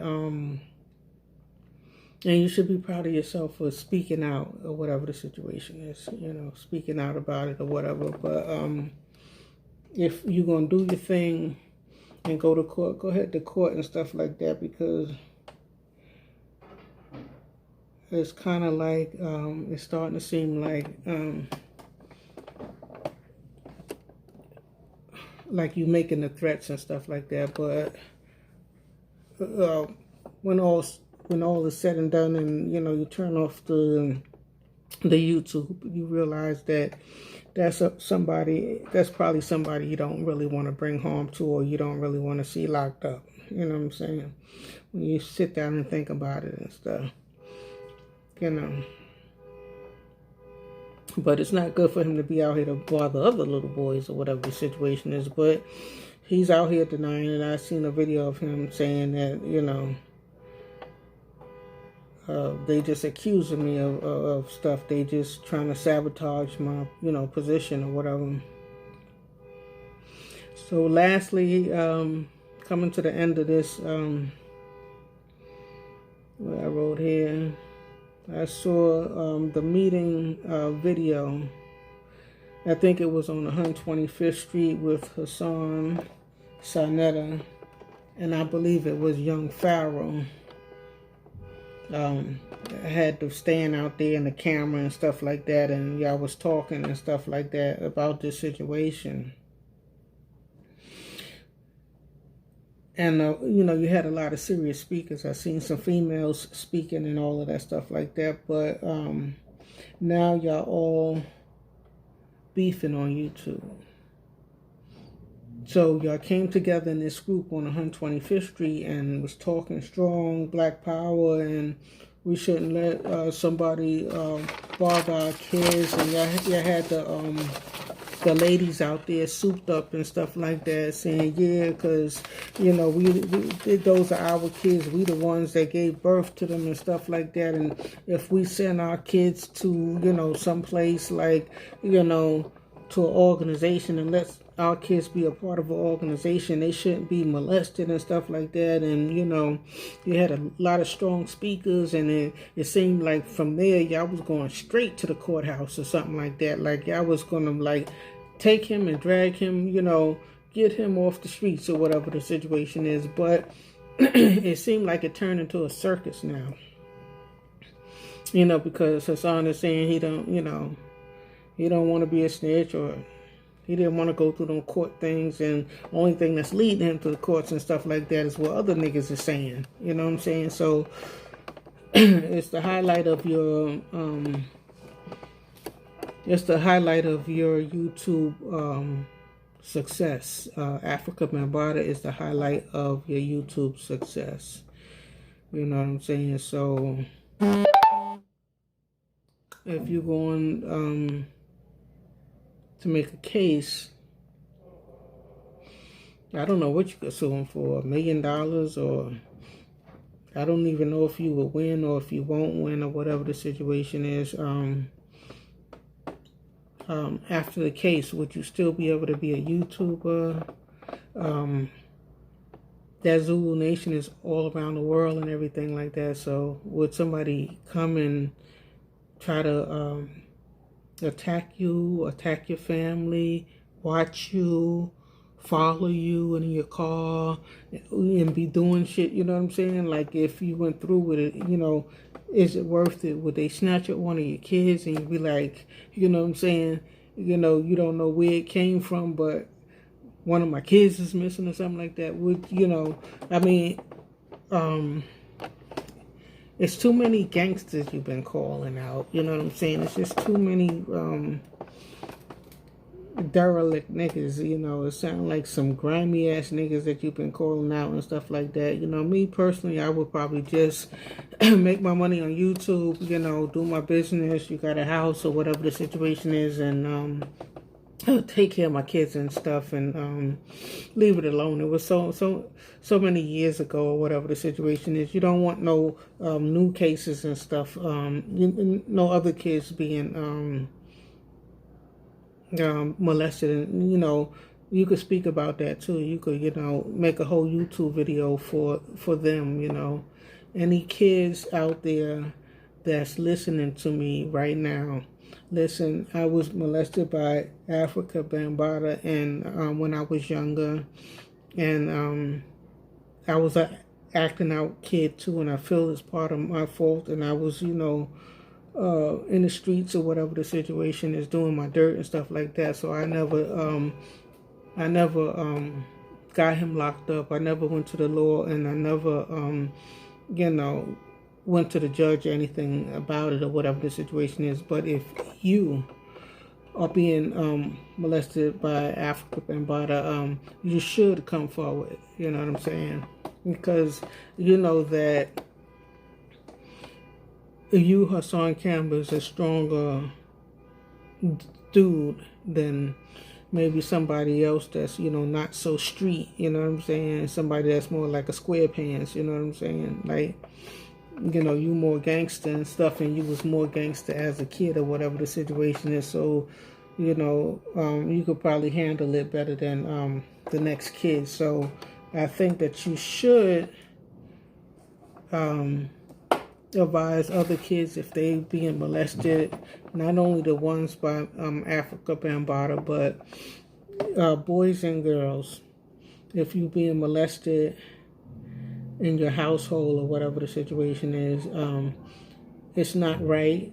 It's not your fault, and you should speak on it. You know what I'm saying? You should go to the law. You should go to the police or whatever the situation is, and tell, because some of these guys is creeps. They, they might take a kid and, a little girl and have, hard sex, like if they having sex with a grown woman, and leave her bleeding and all kind of stuff, and hurt and ripped up downstairs and stuff. And, some of these guys is crazy, you know what I'm saying? So some of these kids is in a harder molesting and raping situation, you know what I'm saying? Like a violent they might be with a violent person, you know what I'm saying? But even if you're with somebody that's, being sneaky and teasing and easing and drugging and making it feel easier for you, that's still wrong too. So let's see what I got left here. Okay, so we're down to the wire. Let's see, Hassan, I believe you have a love-hate relationship for Afrika Bambaataa, and that's understandable, but it seems like something went wrong and you are no longer part of Zulu Nation or close associates of Afrika Bambaataa, and it angers you. Plus you got that gangster in you, so it's insulting your manhood. What you've been through. So what I'm saying there, I'm just reading from the notes and stuff like that and trying to explain.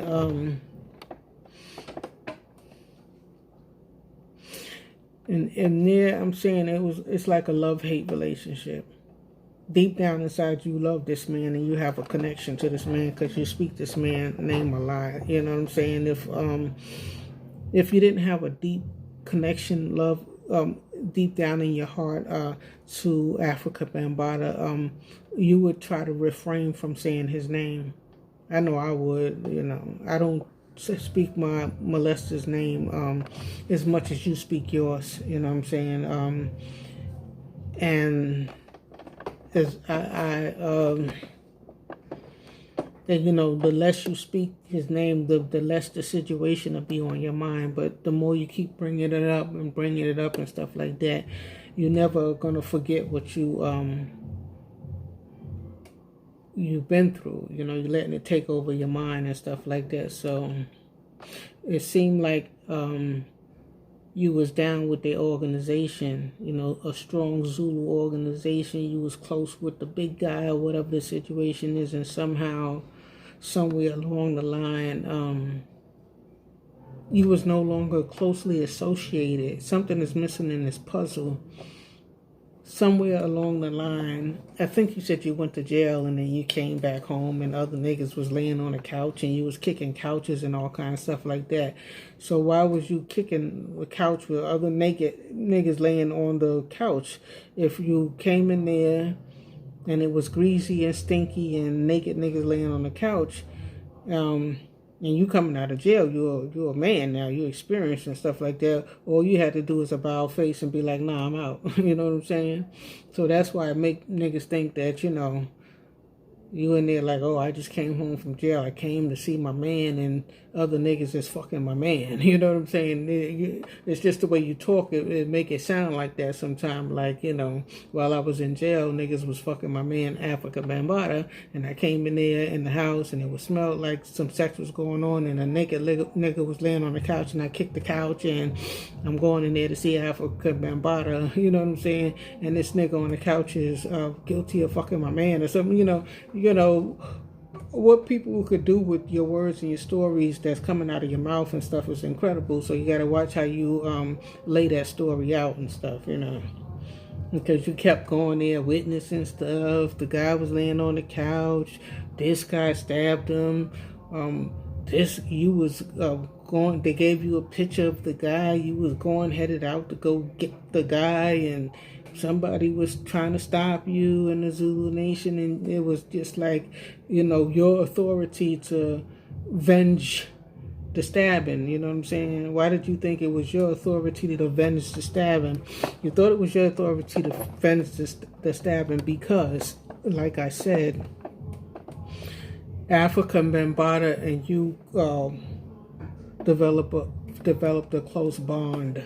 You know what I'm saying? And you was trying to protect him. I think at one time you was even a part of the security staff. They'd be talking about you was older than you was in your 30s or something like that when they seen you sitting in with the security staff or whatever the situation is. But I don't know the whole story, so you know, don't beat me up about being wrong about anything or whatever the situation is. My mouth is not the prayer book or whatever the situation. I just think that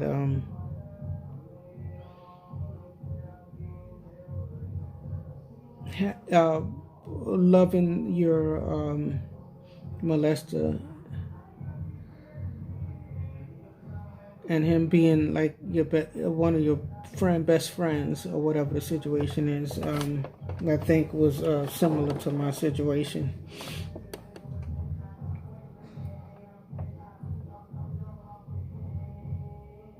So I would say, I already said it, seek therapy and move on with your life. Seek therapy and move on with your life. You are not alone. And some of the YouTubers that are teasing you and talking about you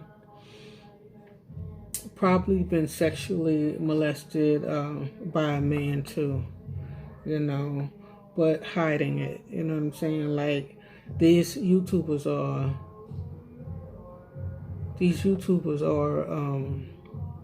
picking on you and making videos and teasing and stuff like that, and it's a lot of them. You know what I'm saying? Like, some days you say like, oh, there's like 34, you know, one time you seen like 34 or something like that videos made of you or whatever the situation is, but they say 1 in every 10 men is gay.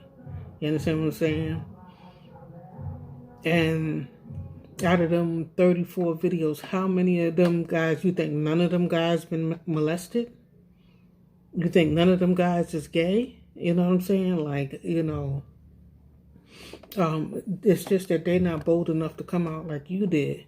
So they fighting with you about what you've been through and trying to call you a snitch and that you had consensual sex and you knew what you was doing and all of that stuff, and it's yo forward and all of that stuff like that, and they talking all that crap and stuff like that, but they probably been touched too when they was a kid. But they hiding it. They got it locked down. They have it. Some people are stronger than others. Like, you got to blurt it out, but some people can lock shit down. So, you know what I'm saying? And never tell nobody and stuff because, they wouldn't, they don't want their wife or their girl or any kids to, find out. I think that's something that a man wouldn't want to be out there. You know what I'm saying?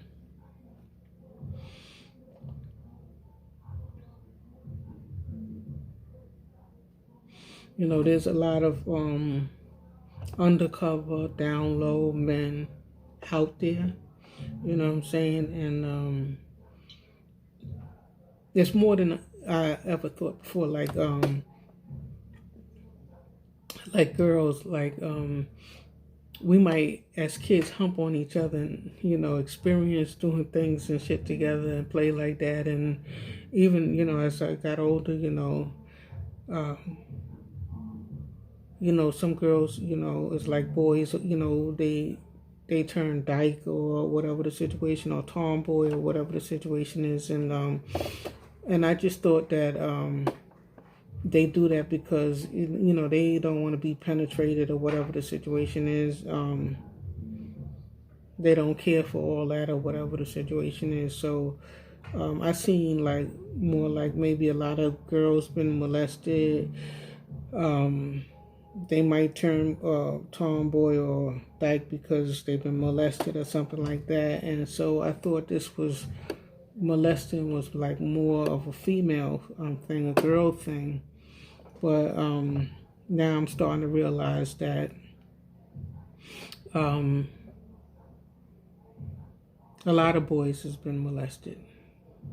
You know what I'm saying? And by the same sex, you know what I'm saying?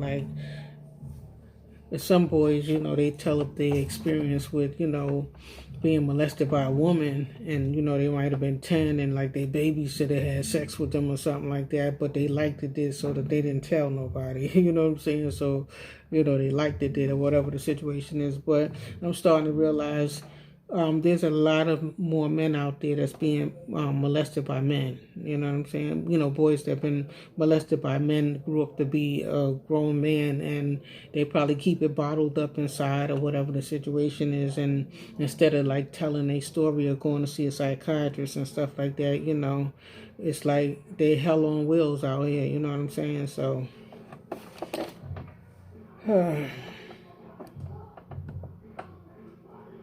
And we got to get it together. I mean, this shit is crazy. But I just wanted to say that I'm not,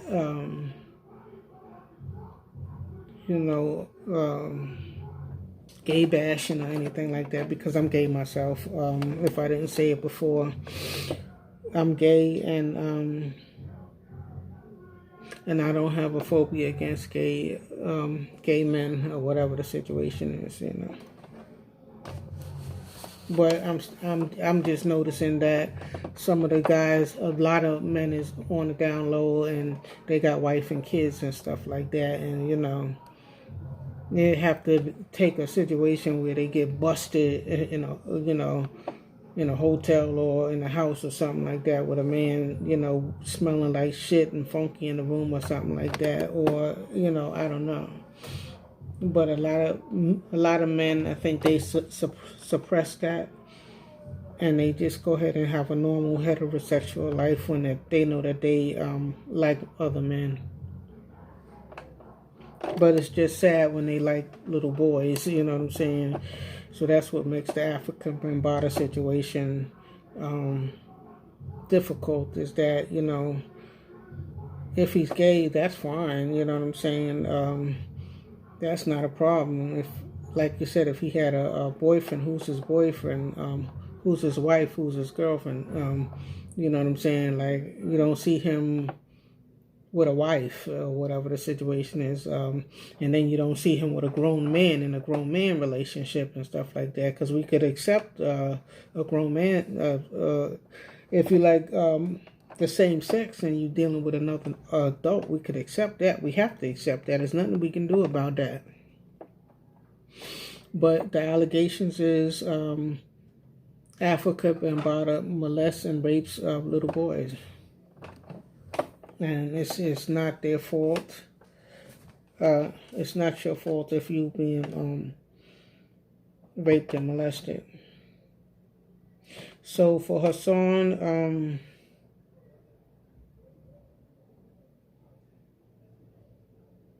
I like your stories. Just like yesterday, the day before yesterday, you said you did one about jealous.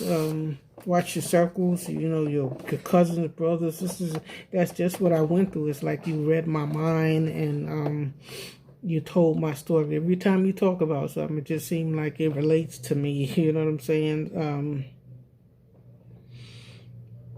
There's some things you go a little bit overboard, like with the projects and stuff, like FEMA camps and stuff like that. They was actually doing construction on the roofs and stuff like that, and whatchamacallit, they starting to take them down now and stuff like that. The roofs are getting done and stuff like that. But I do understand what you're saying, that the fences and stuff, all they had to do was put a guard at the thing or whatever the situation is. But, you know, that was a little bit over, you know what I'm saying?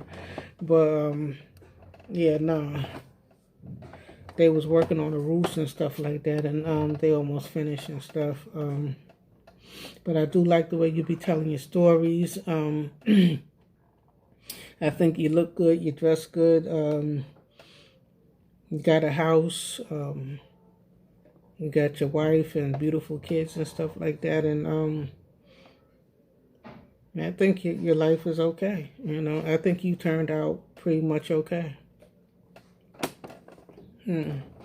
So, for the people, I haven't put a video up in a while. I was supposed to be doing one like every day and stuff like that. I don't always have topics and stuff like that I don't want to talk on like every topic and stuff, because I don't even be knowing everybody's name. The next video I'll probably do I did a coronavirus video. I'll probably do another one update about, you know, the coronavirus and what's going on and stuff like that. But somebody asked me, told me he was my biggest fan, and like he missed me or something like that. So he wanted me to come back and do a video, and this is one that I knew I was going to be long-winded with. You know what I'm saying? I knew I was going to be long-winded with, and I had to decide whether I wanted to put Hassan Campbell in the title, because you know, everybody put it up there for you know, to get views or whatever, or to steal his followers and stuff like that. And yeah, I need followers, so I mean, I need subscribers, and I would like for y'all to hit the like button and stuff like that. And I would like for y'all to tune into my videos and stuff like that. But I had a purpose. I'm not going to keep doing no back and forth like, you know, Sarnada and all the rest of them and stuff like that. But if I do get some kind of response from Hassan Campbell, and I have to make another video to reply to him, I'm not doing no beefing or nothing like that. But if anybody have something to say about, you know, how I describe the situation or how I see the situation, y'all welcome to comment below. And unless I need to, respond to somebody via video because, they made a video about what I said and stuff like that, and they got so many views, and now I need to let the viewers know, my response to that and all that stuff like that. But I don't want niggas coming to my house and sending food to my house and harassing me and doing all of that stuff like that. I'm not in it for no beef, you know what I'm saying? I'm in it to try to relax the situation, you know what I'm saying? Relax, you know what I'm saying? Like, let that Afrika, part of that 40 and 50-year-old shit go away somewhere, you know what I'm saying? Like, forget about it, you know what I'm saying? You got your subscribers, you got crazy subscribers, you know what I'm saying? So, you got your shit up off the ground already, you know what I'm saying? All you got to do is just keep your topics going, you talk good and stuff like that. Ron Savage could do the same thing, just, kill him with success, you know what I'm saying? Kill that whole shit with success, because I know when you touch that money and stuff like that, it doesn't, some of your pains and trouble have to go away, you know what I'm saying? It's when you broke and shit like that, that feels the worst. But your subscribers is up there, and you're getting your YouTube checks and stuff like that, you know what I'm saying? But if you take this thing to court, I don't know if people could get on your nerves so bad that you just want to pull up off of YouTube, you know what I'm saying? It might create a storm where you might want to pull up off of YouTube, you know what I'm saying? So you want to keep your channel, and that's your little business and stuff like that. And, I guess it's taking care of some bills or whatever the situation is. So you've benefited financially. And I think that would probably be Afrika Bambaataa's defense, that, Your Honor, look at all of the videos that he made about me. He's obsessed with me, and he's crazy. He's a obsessed stalker. You know what I'm saying? Like, look at all YouTube. Listen to some talk and all of that stuff like that. It's just like too much entertainment going on here for it to be a serious situation. So that's all. I've been long-winded. Like and subscribe. Let me know if y'all want more videos from me. And this video went long. It went real long. But I couldn't do this one short because it's a one and done. This is a one-shot deal. You understand what I'm saying? It's a one-shot deal.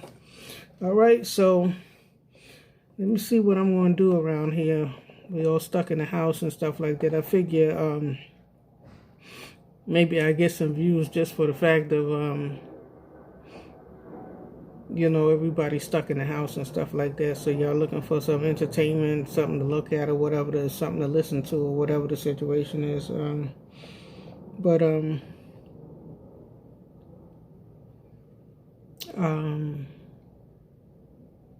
I don't want y'all beefing YouTubers to kill each other. You know what I'm saying? Like, it's a little back and forth, and it's been so much back and forth. I just got tired of listening to everybody's side of the story and stuff like that about the situation. I'm getting tired, and I just hope this thing stays on video and it doesn't hit the streets and nobody get hurt. Okay? Alright, so I'm out. Peace, y'all. Be safe and keep your distance from other people. Stay in the house if you don't have to go out and stuff like that. Keep washing your hands and stuff like that. I think I'm going to do another video. It's not going to be as long about the coronavirus and stuff like that. And, the myths and people thinking that black people can't get it. Yes, you can. There's been a couple of a DJ that died, and a couple of people on video with the ventilators all up their nose and can't breathe and all kind of stuff like that, and scared they're gonna die and stuff like that. So don't only wash your hands, clean your whole house up.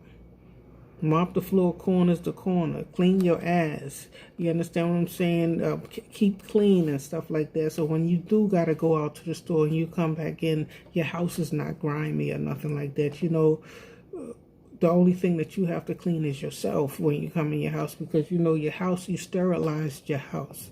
So get your house clean. Get that house clean, okay? And y'all be safe, and hopefully I don't get it, because it just seemed like some people's getting it and they don't know how they got it. Like, you might go to the store to get something from the supermarket and you buy something, maybe that shit got coronavirus on it because, you know, you pick up, you know, a container or something like that, and, you know, or, you know, you got to be online with people at the supermarket on that, and put your food up there where everybody else is touching and stuff, so you don't know where it come from. So keep your hands clean and stuff like that. Keep your, you know, keep everything clean and stuff like that, and stay away from people and wear your mask and stuff like that. Let me show you. I got my mask. Hold on.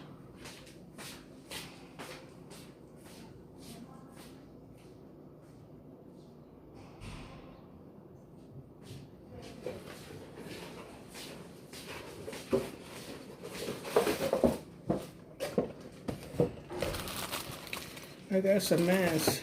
These is the 3M and stuff like that. So even if you don't have a mask, you see the scarf on my head right here? I'm gonna take it off, and I'm gonna end this video. Before I got my mask, right, I was going outside like this.